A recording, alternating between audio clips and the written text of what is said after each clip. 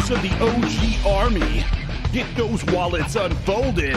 Coming up next on the OtherGround live stage, prepare for an eargasm by Passive J and Big Dalton. Well, excuse me. Good afternoon, and welcome to yet another edition of OtherGround Live. I'm Passive J. That's Big Dalton over there. Say hello, Ryan. Ladies and gentlemen, it is Thursday, June the 25th, and holla, holla. Anyone that's ready to get dollars, bitches know who can get them a little hotter. Come on. If you're rolling with me, follow. It's murder.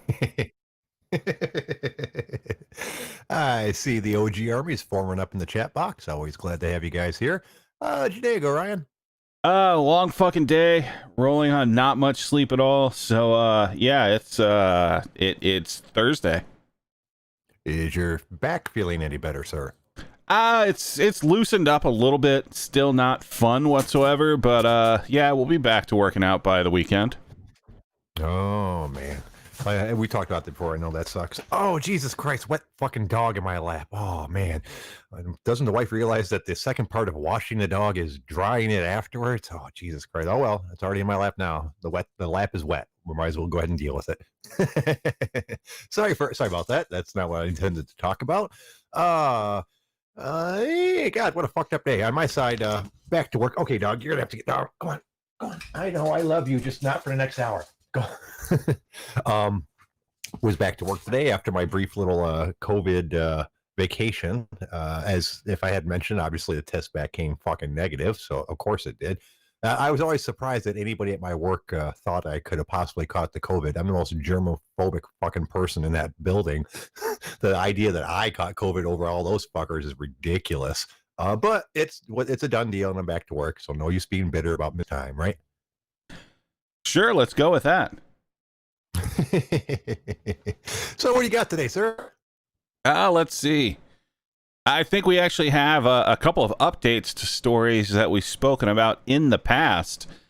I think first up to the plate here, Chuck E. Cheese parent company has filed for Chapter 11 bankruptcy. Oh, so they're not just going to like drop Chuck E. Cheese's off someplace for a while and come get him 4 hours later, huh? Yeah, not so much. However, this is business for you. So like the parent company is declaring Chapter 11, but Chuck E. Cheese is probably still technically going to be a thing.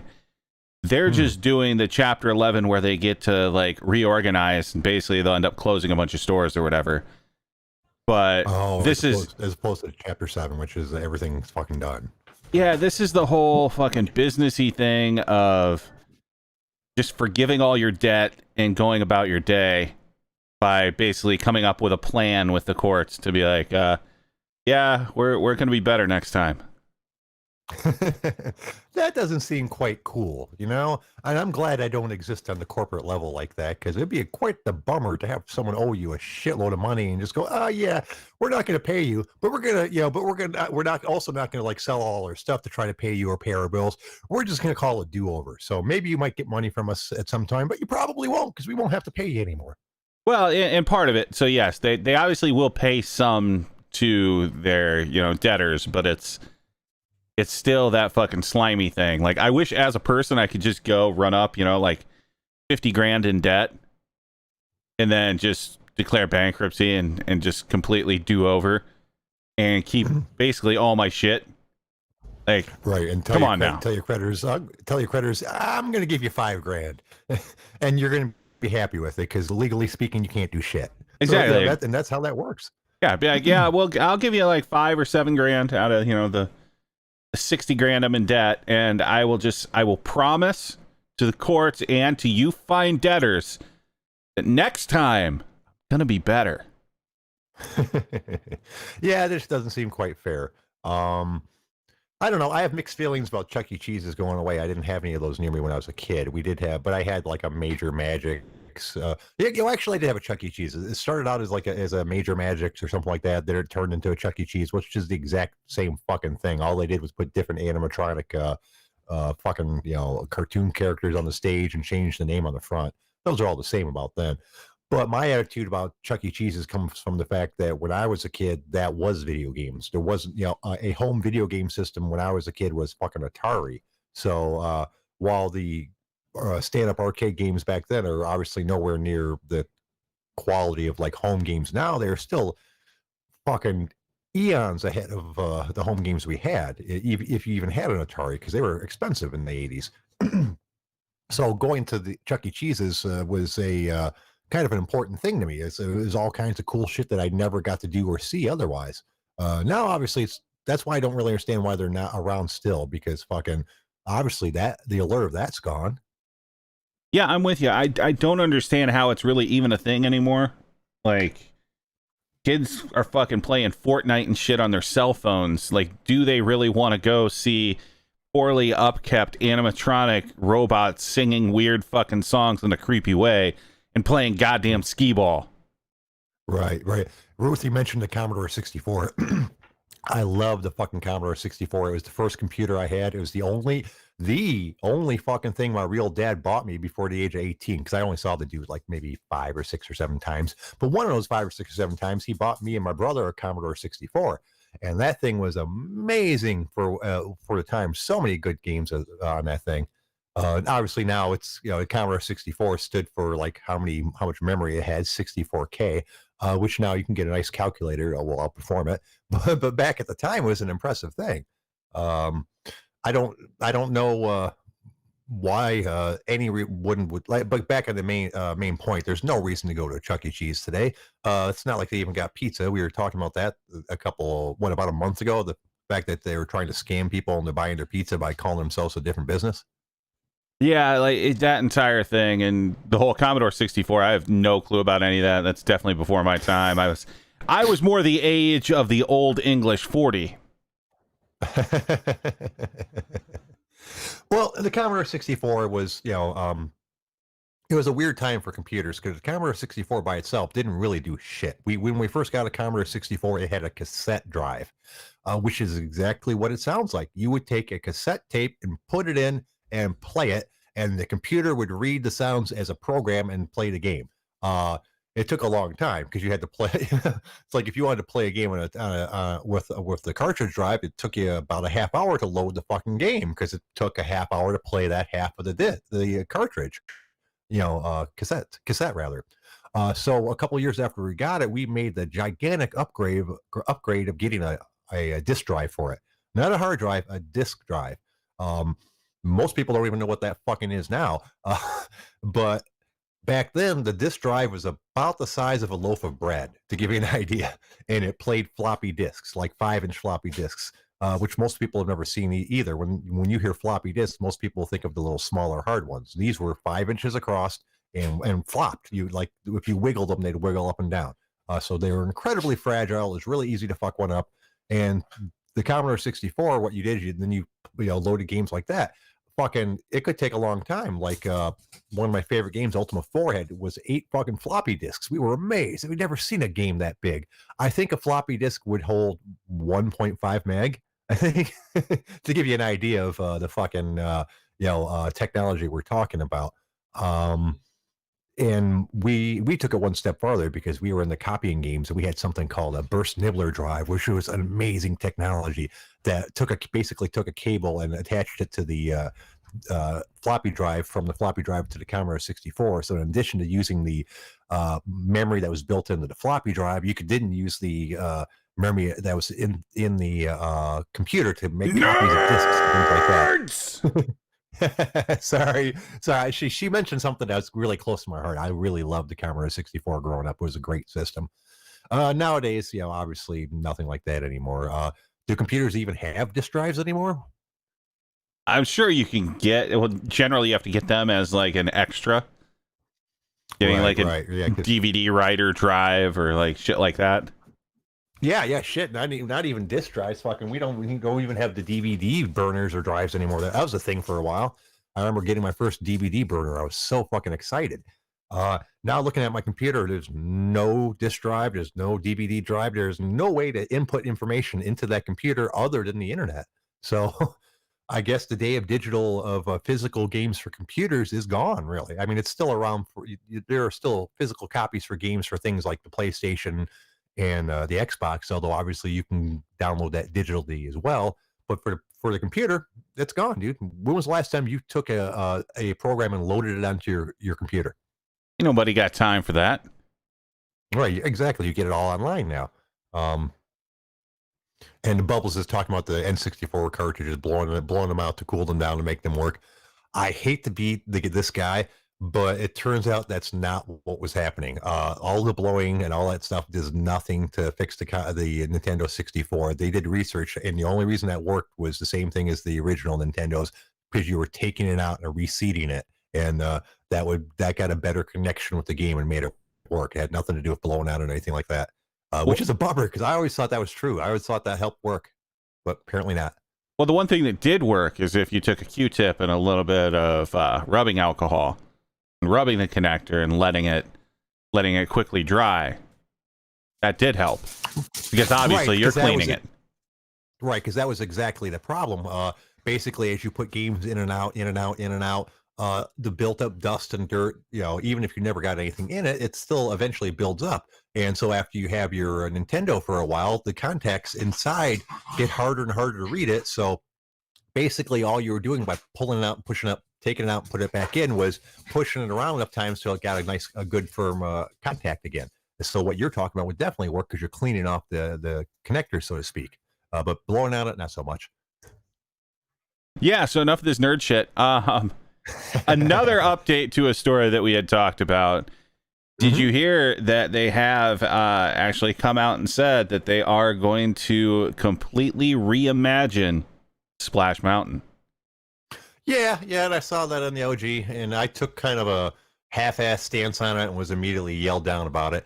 I generally speaking, don't like changing history because people don't like the history. I'm one of the few people that probably, I mean, I don't care enough to say anything about it, but I think taking down the Confederate war statues and stuff like that is kind of pointless. History happened, and I don't think you should try to hide that history just to make people feel better.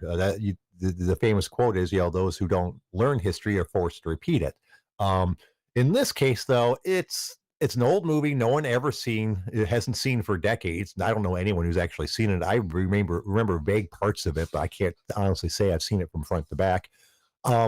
It's not a historical thing. It's a fucking Disney movie. And to be honest, if you ever watch it, the from what I've seen and read of it, it is kind of fucking racist. So this is one of the few times I don't mind that they're doing that. It kind of makes sense. It's not going to cost them a ton of money. People don't have fond memories of the Song of the South. They have fond memories of Splash Mountain, and they're not taking the ride out. They're just going to change some of the scenery. So I don't really see that's how it's a big deal. But some people are really up in arms about it. Yeah, so I can go with this one, and I saw the stuff in the OG too, where of course they're gonna freak out and be like, "Well, nobody found it racist to now." That doesn't mean it's not racist. Yeah, it's the actual fact of the matter is nobody thought they had any chance of forcing Disney to change something like that until now. Right, and the other thing is, and I will slightly go on the soapbox here about the stupid Confederate statues that people are tearing down. I'm okay getting rid of the Confederate statues. Like, the people that are going way beyond and trying to, like, tear down Roosevelt statues and shit like that, like, that's absolutely stupid. The only reason I'm generally okay with the Confederate thing is the vast majority of those fucking things were put up in the 60s. This is not people remembering their past. This was actually used as an intimidation technique in the 60s in the South. That's why a lot of that stuff went up. So this wasn't stuff that was already there before the Revolutionary War and before the Civil War. Like, these things weren't a thing. So it's not that the Confederacy had these, had these statues up right away or when they were still a thing. This was in the 60s to intimidate people and putting up statues of the losing team. Oh, well, that makes me feel a little bit different about it because that's not historical statues. Then I don't care. I don't give a shit about a statue someone put up in the 60s.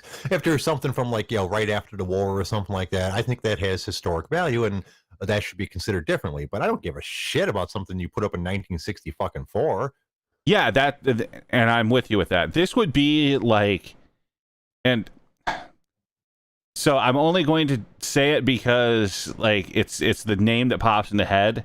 Like I'm not using this as a direct comparison, but this would be akin to something like Germany or one of those countries putting up a statue of like Hitler, Mussolini, or something in like the 70s, far after those fuckers lost and are gone. Right. Yeah. That I mean, it's not a perfect analogy, but it's not a bad one either. Well, yeah, I would like to find See, like a what? more middle of the road one, but I can't think of any like actual example names. Right. Right. Right. Now Roosevelt. I saw the headline on it, and I refused to click on it because I knew it was going to fucking piss me off. What is the justification for that one? I have no clue. You didn't click on it either. No, like that one, I don't got time for that. That's right, exactly. That's just silly. I saw one thing, once again, a headline that I refused to click on, something about removing a Lincoln statue. I'm like, how the fuck can you justify removing a Lincoln statue?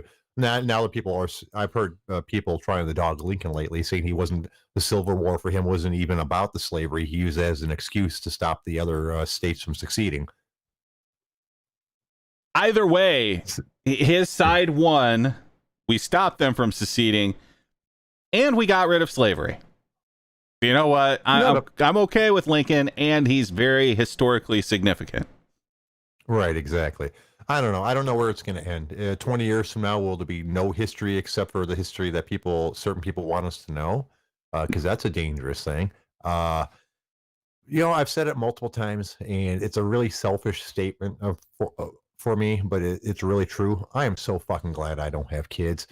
All of this to me only bothers me on a certain level because I've got 20 to, okay, realistically speaking, 0 to 40 years left to me, most likely. If I hit 90, I'll be fucking amazed.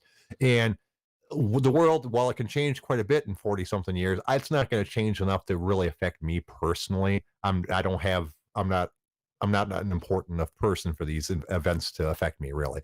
So I'm watching all this is kind of like a disinterested observer, and but personally, I think the world's gonna be fucking fucked here before too terribly long. So I don't necessarily think it's going to go that far. Like a lot of this is like the child that starts to act out. Like they may act out, and there may be something behind it to begin with. But like at a certain point, they figure out what the actual boundary is and like what's really acceptable. Because if you think about a lot of this, yes, there are things that are fucked up. And I just talked about like the Confederate statues. That thing was fucked up in itself. But eventually, like reality kind of steps in.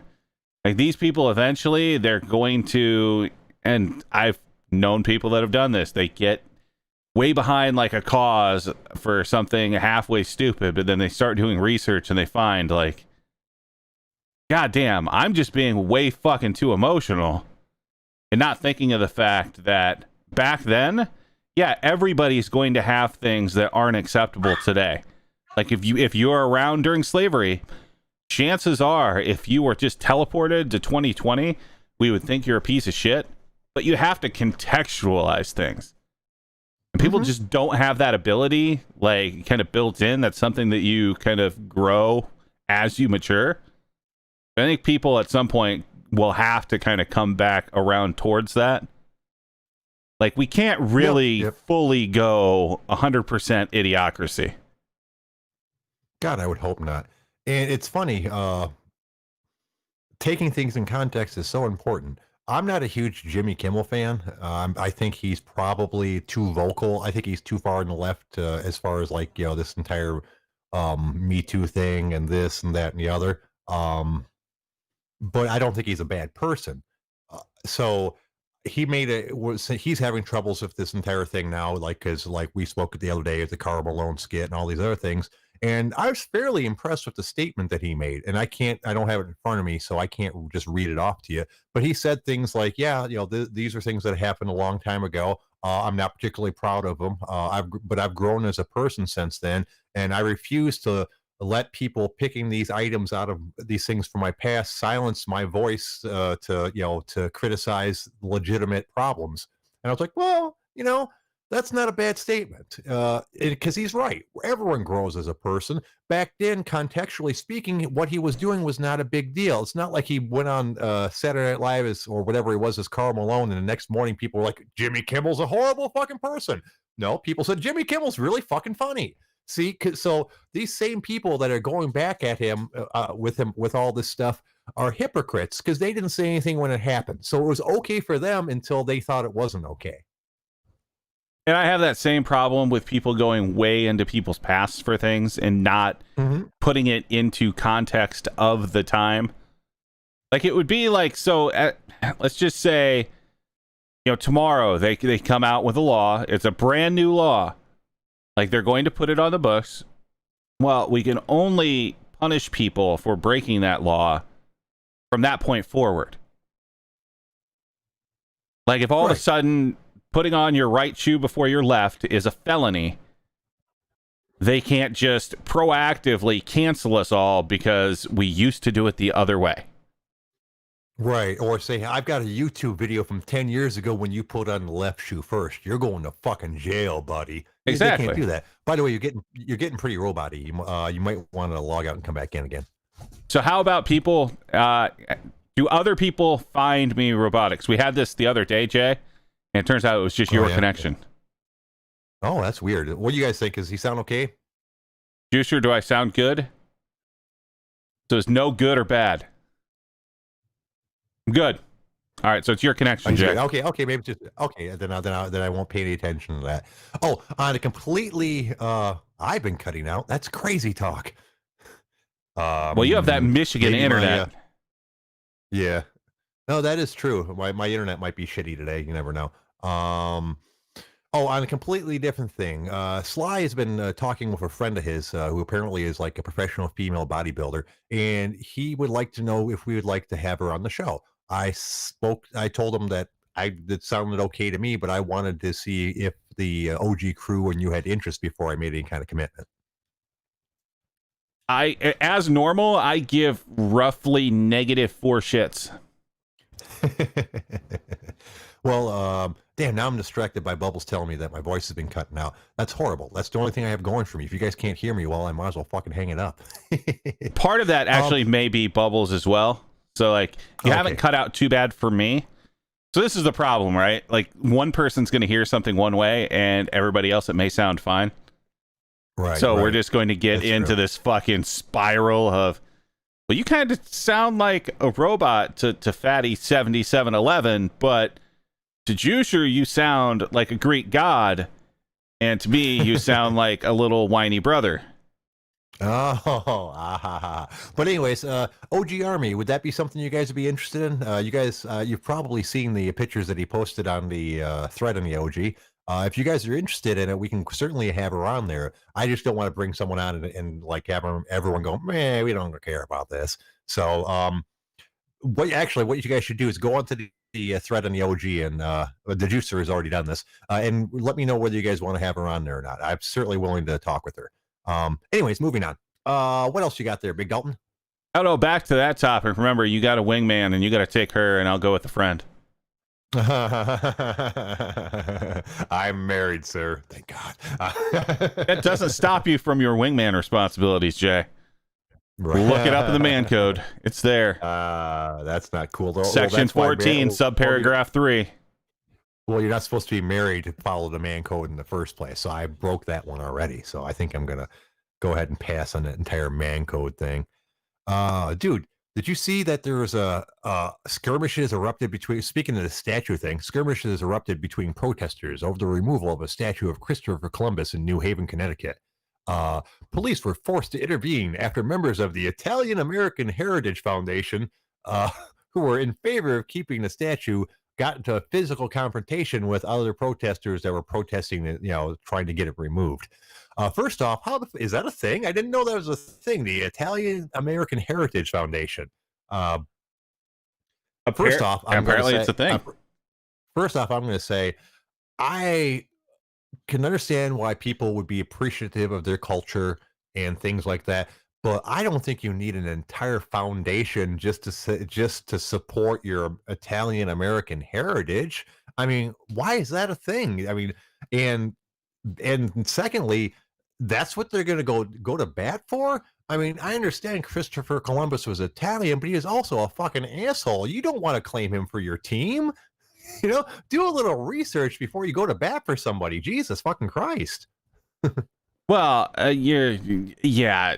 So a lot of heritage have places like that. Like, so around St. Patrick's Day, like there's like an Irish, like history foundation, blah blah blah association thing here right in my town, and they put on a fucking like awesome event with like great food and shit. But like, yeah, there's that type of thing for a lot of the big immigrant sectors from like that point in time. So you have like a lot of Italians, a lot of Irish, like that sort of thing here in the Northeast, because like there is a lot of historical roots here for them. I don't know. I guess for me, it's never been a thing because I don't know what I am. So I don't have any heritage to point to and say, yes, I'm proud of being a such and such American. I'm just an American. I can't claim anything else. So it always struck me odd that people were so concerned about that. I mean, I don't have anything against it, obviously. I mean, if you're cool, if you're proud of your heritage, that's cool. It's just never been a thing for me. So I have trouble understanding that mindset, I guess. Well, Jay, you're from Michigan, and there's nobody that's proud of being from there, so your apathy comes well deserved. Right, exactly. Yeah, I suppose. Yeah, I certainly don't want to hurt anyone's feelings. I apologize to Juicer if you took that the wrong way. I'm just saying I don't understand the entire concept myself, and certainly not the entire going to bat for Christopher Columbus thing. I mean, yes, he discovered our country, although some people will say no, but it turns out he was such a horrible person. I mean, I don't know. I guess everyone has their own opinion of it. Well, there's a few things on that one. Like, I can understand them going to bat for it, being that that's probably a statue that has been there for a long fucking time. There's also just the idea that, like, a lot of people are just coming around to the fact that Columbus was a piece of shit. So if you're like part of an older generation that has always come up with like Columbus discovered America and blah blah blah blah blah, then you may have that kind of same reaction.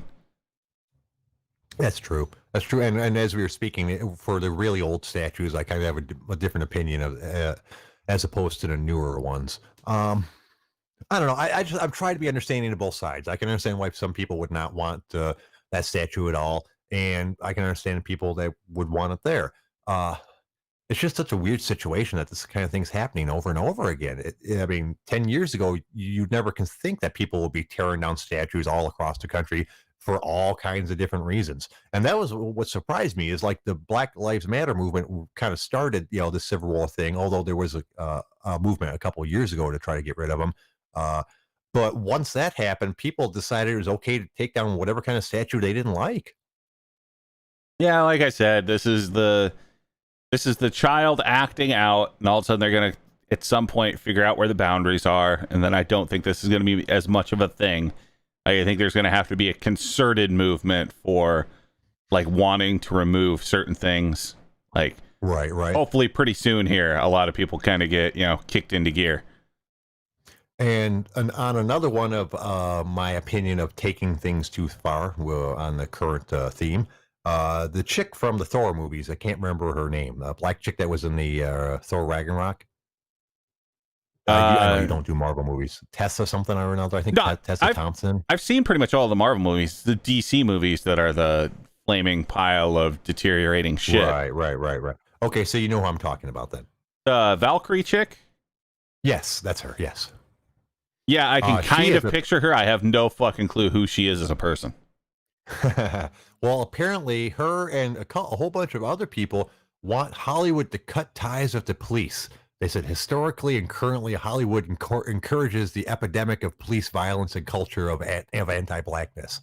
And my first response was, what the fuck is she talking about? I have no clue what that means or how Hollywood, first off, what ties does Hollywood have with the police that they need to cut? And how is Hollywood encouraging the epidemic of police violence and anti-blackness? I don't understand what they're trying to accomplish with that statement. Yeah, I have no clue what she's talking about. Yeah, I mean, now, and and what are they supposed to not make movies with cops in them anymore? Or are they supposed to only make movies where cops are portrayed as bad guys? I mean, I don't understand what they want from Hollywood. It seems like such an empty statement. You know, they said something like Baltimore is, you know, is doing this, and so many other these other cities and states are, you know, defunding, and that Hollywood needs to disassociate themselves with this police violence. And I'm fucking speechless, really. I don't know what she wants. Is she talking about the city of Hollywood, or like the idea of Hollywood? The Hollywood industry. Yeah. Sorry, I didn't think industries had police precincts. Right, exactly. How is that? Really? I'm gonna see if I can't find her actual statement, because obviously, it's, I don't want to paraphrase and quote her wrong. Well, I don't think she has any sort of good point anyway. So yeah, but still, let's. What it says is, to our allies in Hollywood, Hollywood has a privilege as a creative industry to imaginate and create. We have significant influence over culture and politics. We have the ability to use our influence to imagine and create a better world. Yet historically and currently, Hollywood encourages the epidemic of police violence and culture of anti-blackness. It continues, explaining that the stories Hollywood represents contribute to the criminalization of black people, the misrepresentation of the legal system, and the glorification of police corruption and violence that has dire consequences on black lives. It also includes the you know what I'm saying, of transphobic stories which are used to justify the murder of a whole bunch of So that's what she's saying. You know. Yeah, she doesn't actually have any good point there. So no, we must end the exaltation of officers and agents that are brutal and act outside the law as heroes. These portrayals encourage cops like Derek Chauvin, the murderer of George Floyd. So, yeah, that's a lot, isn't it? Yeah, I'm just gonna go ahead and just not put any stock into anything she ever says again. Not that I had even known she was actually a person outside of a movie. Right. Which is how I think most Hollywood actors should be. I don't know when it became a thing where Hollywood actors were required to be activists as well. But Like, that's if what it they seems want to, like. if they want to come out and they want to express their opinions, like, that's totally on them to do. That's fine. Like, I would just hope that they have, you know, a little bit of an intelligence behind it and the ability to kind of reflect on themselves and say, hey, do I actually have a well thought out position to take? Because posting stuff like that, I'm sorry, like, if I'm in Hollywood and I'm a director or something else and I see you spouting off like just pretty much crazy shit, I'm probably not going to want you on my set, because like I don't trust how you even think as a person. Right. And I think that's part of the problem. Some of these people have decided that because they're famous, that their opinions must be more important than everybody else's, which I'm not a big fan of. I understand a lot of these are good people that are just trying to use their fame to accomplish good things. But like you said, they really should, since they have this kind of responsibility, they really should do a lot more research into the topics that they're delving into before they start putting out statements like this. Well, unless they're okay being labeled a fucking idiot. Like, it's just like any other person. Like, I'm sorry, just because you're famous, like, I don't think either way you should be, you know, like, punished for it. Like, I'm not in the camp of like the crazy Fox News lady telling, you know, LeBron to just shut up and dribble. Like, if he has an idea that he wants to express, he's free to express it the same way I am. Just, there's also going to be backlash if it's a stupid point. Right. And just because he's famous, that doesn't mean other people shouldn't feel free to tell him he's a fucking idiot if he said something dumb. Right. And it's that's just what the problem is. Yeah, it's just also the idea of telling them that you don't get to express an opinion because you're famous. Like, that's also fucking stupid. No, and I don't mean that. I'm just saying that I think that since they have this type of responsibility as celebrities, they know they're going to have a lot more people listen to them. It behooves them to do their research before they start dabbling their toe into all these different things. And because a lot of the problem is, being that they're famous, everyone else is going to take what they say at face value. So if they say, oh, by the way, giant lizards are coming in 6 months to eat us all. There'll be people out there preparing for the giant lizards. They're not going to do research because their favorite celebrity said it's true, so it must be fucking true. So and the other part of that is other people that know fucking that there are no giant lizards coming aren't going to say anything because that's a famous person, and so they're not going to bother to. And even if they do, that no one will listen to them because they're not famous. Well, So that's why. now you're just talking about the Scientologists. They're the only ones that think the Right. reptilians are coming. Right. But that's what I mean. That's why I'm not a huge fan of celebrities delving into topics like this because most of them don't do the proper research and can put out dangerous and fucking things without you get what I'm trying to say, right? I assume. Yeah, I just also am of the thought that you can't always necessarily hold them to a higher standard, and just knowing how stupid your average people also are. I'm not necessarily surprised either way. Right. Yeah, that's true. Oh shit! What else you got, boss? So I think this one is probably coming from the no shit file, but you definitely should not be taking flights in Pakistan. All right, I'm going to say something. I almost said something racist about being surprised that there were flights in Pakistan. But go on. Why is that, sir? After a plane crash, they were doing kind of an audit, and they did find that roughly 40% of the pilots in Pakistan have fake flying licenses. I don't know why that's so fucking funny, but that is got it pretty fucking funny, dude. Apparently there's a pilot shortage in Pakistan because obviously normally you would think they'd be checked a little better than that. And we're talking like commercial pilot licenses, I assume, right? Yeah, so Pakistan has 860 active pilots, and there was this basically audit that showed 262 of them did not actually do the exam that they were supposed to, and just had someone sit in for them. Oh, Jesus. I don't know what to say about that. I assume the person that sat in for him is an actual pilot, or either that, or they just knew a lot about fucking planes. Wow. Does Pakistan have a lot of commercial flights? I mean, is that the sort of place that you can fly in commercially, or are we talking about like regional stuff? I don't know. I mean, there's 860 pilots, so however that susses out to an industry, I don't know. But I do know, definitely not going to fly in Pakistan. Yeah, no, probably not a bad idea. And it's like that all over the world, from what I understand. There's lots of airplanes and airports and like in third world countries where their safety standards are abysmally low. I'm always amazed that we don't hear about plane crashes every fucking day because I've heard horror stories about that kind of shit. Yeah, I don't like flying anyway. Just because it's never that comfortable. But like, yep. Yeah, I don't think you're gonna catch me hopping on regional airlines throughout the world. Yeah, exactly. If it's that regional, I will just drive. That's fine. I don't need to take a plane flight in some far off country. God, it always reminds me of, flying in general is a scary thing. I realize as far as the percentages go, it's the safest way to travel. But on the other hand, like if my car breaks down, I'm not fucking dead. I'm just stuck on the side of the road. So while I'm sure overall air flight is more safer, it certainly doesn't fucking feel safer. And the couple times I've been on a plane, I couldn't get images of fucking Tom Hanks getting fucking crashing in his FedEx cargo plane and ending up on an island for like 5 years or some shit like that.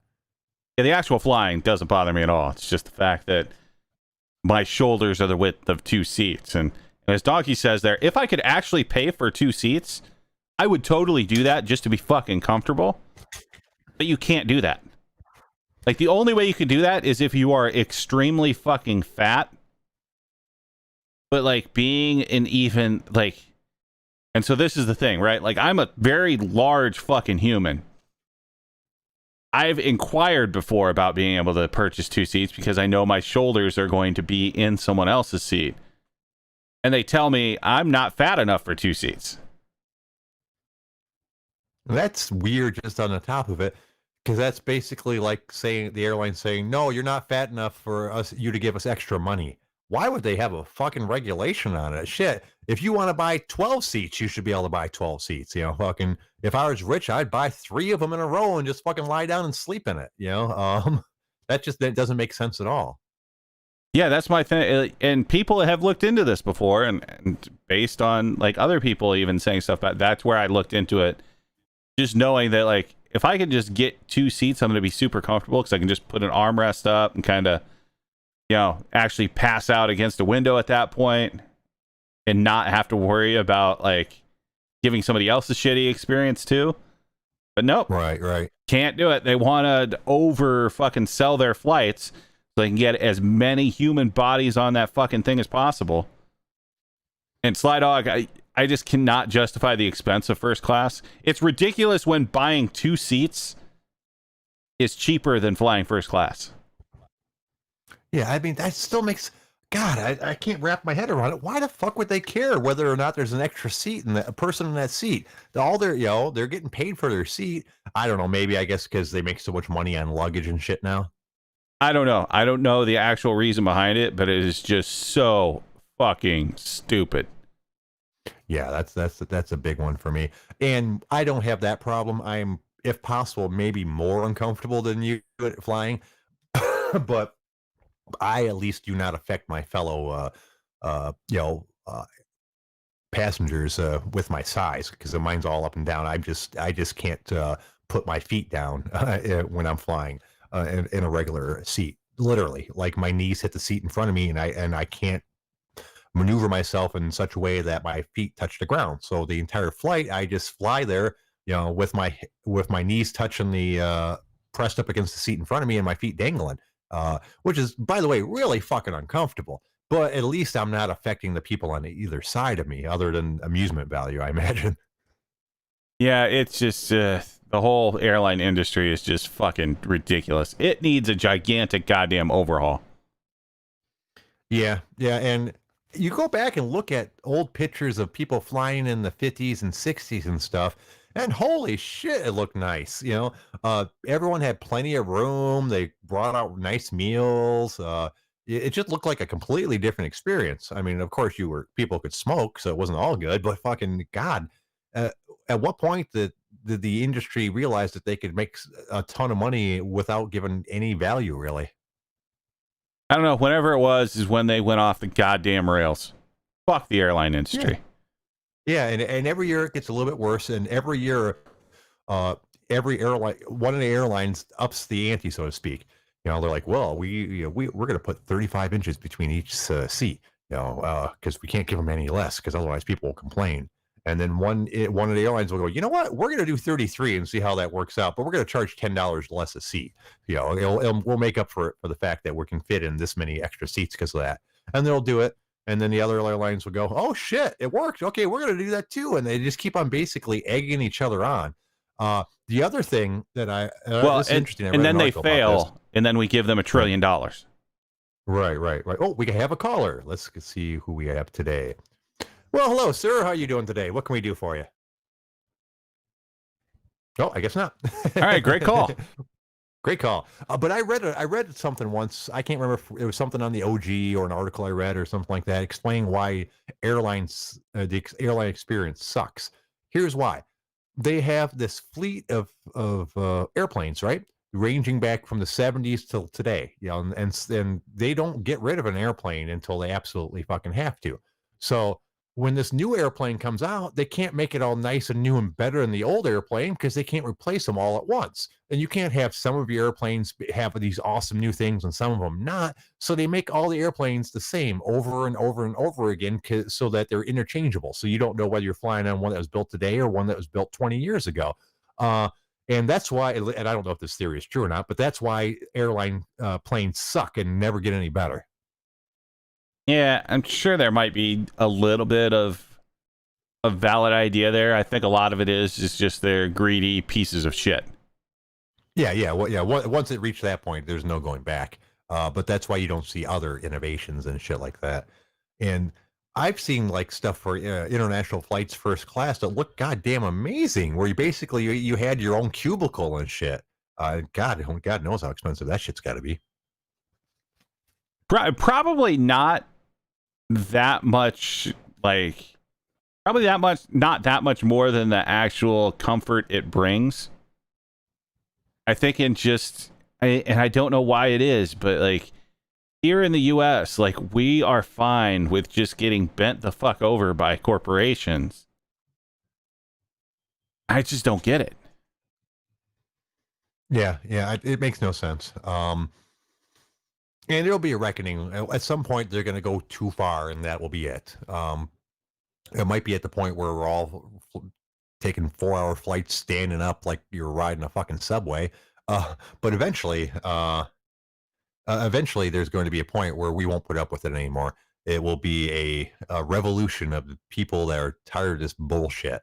And it's not just the airplane companies, it's fucking everywhere. Nobody gives value like they used to. And God, I feel like my mom. This sounds exactly like, here was one of my mom's favorite theories, that all these places would open up a restaurant and and their food would be good, but the only reason it was good because they are trying to get real people in. Then after 6 months or so, they would change all of their ingredients and buy cheaper stuff, and and save a whole bunch of money because they've already got you coming in. All And it's she said really that over and over again. all it's really going to take is an enterprising trillionaire go out there and just pop up a new airline, actually have it be comfortable, charge a little bit more, because obviously, I mean, there is expense with not doing it the piece of shit way. But like people will flock to that. And we've seen that with like other industries and things like that. You can charge more if the experience is good than always trying to be the cheapest and being a piece of shit. Yep. Case in point, movie theaters. Imagine theaters do great, and they're not cheap at all, but they give you great, big, comfortable seats. They recline. Their concession stands are a higher quality food normally than what you get at a movie theater. They have booze that you can drink there, and the ticket prices are pretty expensive compared to a regular movie theater, but is well fucking worth it. Exactly. That's like there is a thing about like actually having a good experience that makes paying more okay. Like you don't always have to be the cheapest. Yep. Now, changing the subject slightly, but still staying on the movie theater tip, here's an interesting stat for you.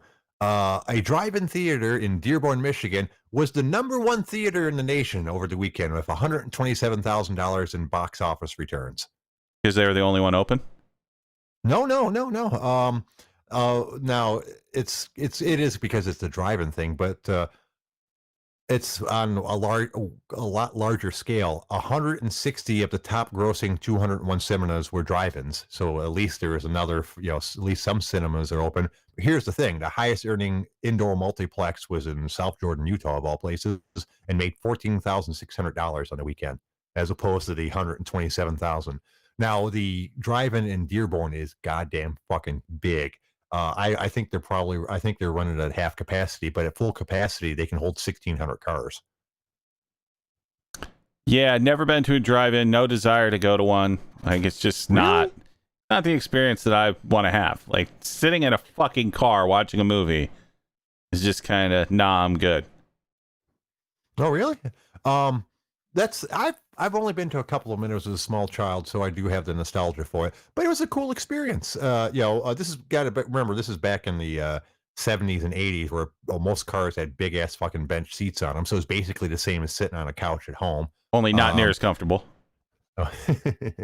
And they had like you pull in and there's these poles next to each parking spot with a speaker hanging from the pole. You'd roll down the window, you take the speaker off the pole, it would hook on the edge of your window. You'd roll up your window and you'd have this little speaker inside of your car, and that's how you heard the movie. Now they've had different methods for it. Like I think the ones today, you can actually tune in on your radio to hear the movie like on a certain channel, and there's other methods. But I thought that was cool. And you'd walk over to the concession stand and get some food. Walk back. It's a cool experience. I think you should try it at least once. I think you'd enjoy it. Yeah, I have a right now super popular because obviously you can use. Okay, sorry. Yeah, I have 1,000% likelihood of not doing that, Jay. Oh, okay, that's fine. And yeah, and like I said, it is more of a nostalgia thing than anything else because obviously there's a reason why indoor theaters became more popular than the drive-in because it's a better movie experience. You know, you can't do the kind of ridiculous surround sound audio that movie theaters have um, with a drive-in. Plus the projector so far away from the screen to give room for all the cars in front of it, you don't get the same quality picture that you do in an indoor movie theater. So as far as like the actual movie experience, yeah, the indoor movie theater is better, but drive-ins are still fun. They're a good time. Because if nothing else, you can't like drink and smoke a whole shitload in a regular movie theater like you can in a fucking drive-in. You also can't sneak 8 of your friends under your coat into an indoor movie theater, but you can do that at a drive-in. I remember one time, as I mentioned, I've only saw my dad few times before I was an adult. But one of them is when he took me to see my very first movies. It was a double feature. The first feature was Buck Rogers in the 21st Century, which was great, a great kid appropriate. Unfortunately, the second feature was fucking Jaws, and since this happened before my dad and my stepmom, excuse me, before my mom and my stepdad got married, which means I was younger than 7, so somewhere between the ages of 4 and 6, I watched Jaws for the first time. But he brought us in his van, and he brought 2 of his friends with him, as well as him and his current wife at the time. But they didn't pay for his friends because we took a whole bunch of cushions in the back of the van, put them over them, threw a blanket over it, and me and my brother sat on them as we went through the gate to the drive-through. So it looked just like the 2 of us back there. Yeah, for people that were around when it was actually a thing, I can see it being nostalgic, but for anyone that actually wants to watch a movie, I would rather actually have like the experience of seeing an awesome screen and great audio and everything else. Yeah, I would not want to go see a movie I had never seen before there, to be totally honest. But for one I'd seen before, because a lot of the stuff they're playing are second run right now because there's no movies coming out right now. And besides, then that's the reason they're doing so well because they're doing second run movies. 90% of, like here in Michigan, no indoor theaters are open at all. So it's kind of not a surprise that a drive-in in Michigan was like the top seller of the weekend. Uh, but when the indoor theaters reopen, will the drive-in theaters keep their business or will it all go away? It'll go away. Yeah, I think mostly. Now, you will have people that are still scared to go to indoor movie theaters. At my work, at the country club, despite the fact that we take a lot of precautions to make sure that everyone's safe, there are still members that will not come in yet. It happens every day where I'll make a reservation and they'll call back and say, "Yeah, so and so doesn't want to come. They don't feel safe there." So it's still a thing for a lot of people. Well, yeah, because parts of the country are fucking spiking and you're seeing all sorts of crazy shit. Luckily, you're in an area that did a pretty good job. Yep. Yeah, they're sitting at home and they're also reading the headlines of like, you know, hospitals in Houston being at 90% capacity and shit like that. Yeah, and while I was not a fan of it while it was happening because it made my life a fucking pain in the ass, and it's still a pain in the ass, the governor is doing it in probably a good job. Like, for instance, we were supposed to be days. But like in some of the rural areas and then up north and stuff, they had a couple spikes. She's decided to hold that off for at least a couple weeks again. So while it's a bummer, it's probably why Michigan has like a good example of it, why the stuff works. Well, that's the thing. You can't just, so there's not like okay, we were in lockdown, now everything's back to normal. Like, that's not a thing. Like, you have to be monitoring this shit and taking action where and when needed to like make sure shit doesn't blow up again. Otherwise, you're going to end. I guarantee this is going to happen in one of these dumbass states that just went balls to the wall reopening. They're going to end up locked down again.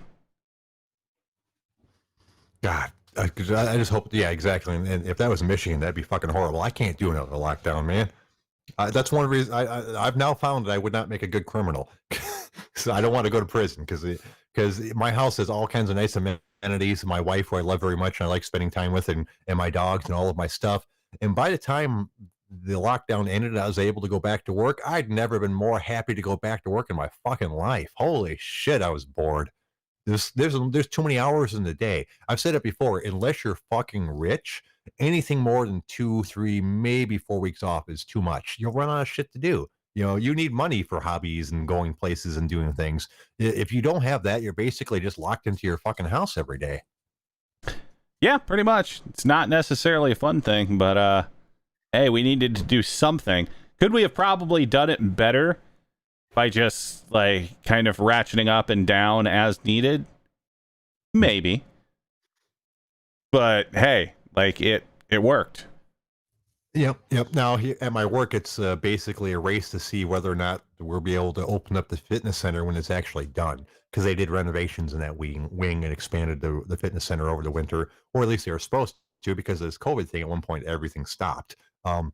So now we have the weird situation of a couple different projects. They're also expanding, putting a new freezer in the basement and digging out part of the basement and expanding part of the kitchen to make an office for the chef, because his current office is like the size of a fucking closet. So they're doing several different things at the club that were supposed to be finished way before we were open. But just because the closing, this stuff disrupted it so much, it's not ready. And so we're wondering whether or not the governor will allow gyms to open before or after we have the fitness center actually done. So it'll be fun to see how that works out. Yeah, that should be something else. Sorry, interesting only to me, I guess. And to do an update for the people that weren't here earlier, because I did see 1 or 2 people ask. I am COVID free. I never had it, and ended up being a big nothing. I'm not in any trouble at work because it was pointed out that I have pre-existing conditions. So no, I did not lie on the questionnaire. That was the thing too. Apparently, at one point, I was going to be in trouble for coming into work, because people were on the impression that I'd lied in the questionnaire when I said I didn't have any symptoms. Unfortunately, the people throwing a big fit about this didn't read the actual fucking questionnaire, because it said right on there, "Do you have these symptoms not relating to a pre-existing medical condition?"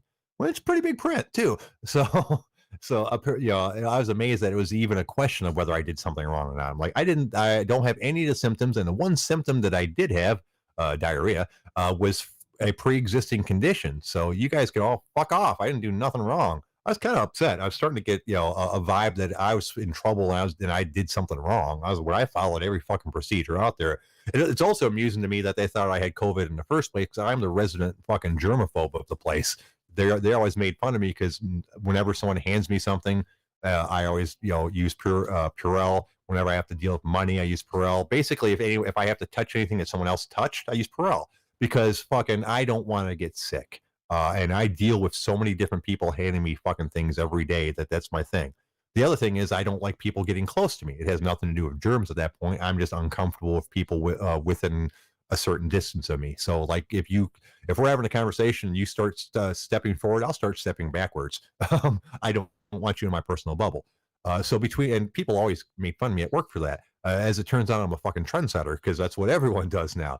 But it amused me to no end that they thought I was the one that was going to get sick from COVID. I'm like, motherfucker, I don't touch anybody, come near anybody. Fucking germs have nothing on me, motherfucker. Well, actually, that means you probably are more susceptible to catching it because you have no natural immunity for anything. Oh, I'm sure I do, because that's just for other people. It's not like I Purell myself whenever I go outside or touch, a buddy of mine has said the same thing. He says, you're just, you got to build up that immunity. I'm like, I've got 47 years of building up immunity. I'm fine with that. I just don't want to get sick anymore. So fuck that. Mm-hmm. Likely story there, Jerry. Likely story. Well, fine. You know what? If you're not going to believe me, we'll just go ahead and end the fucking show. Actually, before we do, I think we have one quick story. Okay, so, did you see the complete Karen backfire? No, what are you speaking of? So, and I don't know if you've seen this. Apparently, it's been shared like 50 fucking thousand times. But there was this Karen that did this Facebook post about this barista at a Starbucks that wouldn't serve her because she refused to wear a mask. So the caption was, "Meet Lennon from Starbucks who refused to serve me because I'm not wearing a mask. Next time, I'll just wait for the cops and bring medical exemption." Obviously wanting to rally all of the mouth breathers behind her.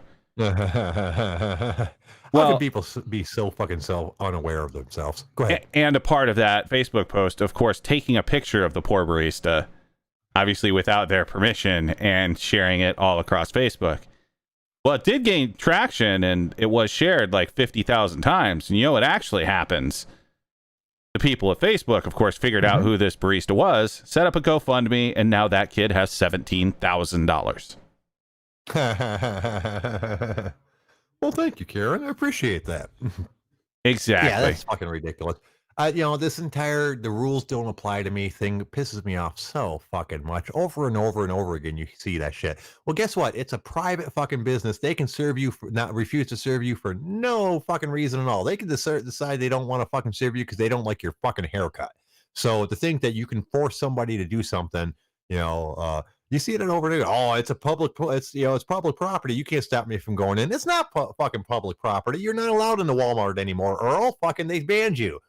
Well, like whatever happens, like back in the day, there used to be like the thing of like the sign that says like, no shirt, no shoes, no service. Yeah. Like where were the people freaking out and shooting people over that? How dare you make me wear shoes? My grandpapa never wears shoes. My dad never wears shoes, and I'm sure is not going to wear fucking shoes. Now let me in your store. Yeah, it's ridiculous. That's a good point because it's the exact same fucking thing. If you don't want to wear a mask, that's fucking fine. It's rude and you're endangering other people, but that's fucking fine. But don't expect to be able to go places where they want you to wear a mask. It's their right to do that. I can't walk into your house and go, "Hey, what's going on, Bob?" You're like, "Hey, you're not allowed in here." Well, dude, you can't say that I'm not allowed in here. The door is unlocked. That makes it a public place. I just walked right in. People don't understand that businesses are private fucking property. They never have to allow you inside. Yeah, stupid people are dumb. And Karen got exactly the reverse response that she wanted. Yeah, I mean, and on top of everything else, she's trying to cause trouble for someone. Not only is it not their policy, they're just following their job, because if they don't do that, they'll get fired. And two, over something as petty as fucking coffee. You're trying to fuck with someone's life because you couldn't get a fucking cup of coffee. He didn't deny you fucking something major that you needed. He didn't deny you medical service. This guy wouldn't do heart surgery on me because I wasn't wearing a mask or stuff like that. He denied you fucking coffee, and you're going to try to ruin his life? Fuck you. Exactly.